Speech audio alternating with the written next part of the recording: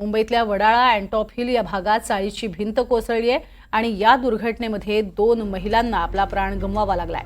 मुंबईतल्या अँटॉप हिल परिसरातील विजयनगर इथे पंजा गल्लीमध्ये ही दुर्घटना घडली आहे। दुसऱ्या आणि तिसऱ्या मजल्यावरती भिंत कोसळून ही दुर्घटना घडली। यात 2 महिलांना उपचारासाठी रुग्णालयात दाखल करण्यात आलं होतं, मात्र तिथे त्यांना मृत घोषित करण्यात आलं। रात्री 9:30च्या सुमारास ही दुर्घटना घडली। अधिक माहिती घेऊया देवेंद्र कोल्हटकर यांच्याकडनं। देवेंद्र, अतिशय चिंचोळ्या स्वरूपाची ही गल्ली पाहायला मिळतेय, नेमका हा कोणता परिसर आहे आणि कशामुळे ही भिंत कोसळली कळू शकले का? प्रज्ञा, वडाळा येथे रात्रीच्या सुमारास झालेली ही घटना आहे आणि या घटनेमध्ये 2 महिलांचा दुर्दैवी मृत्यू झालेला आहे।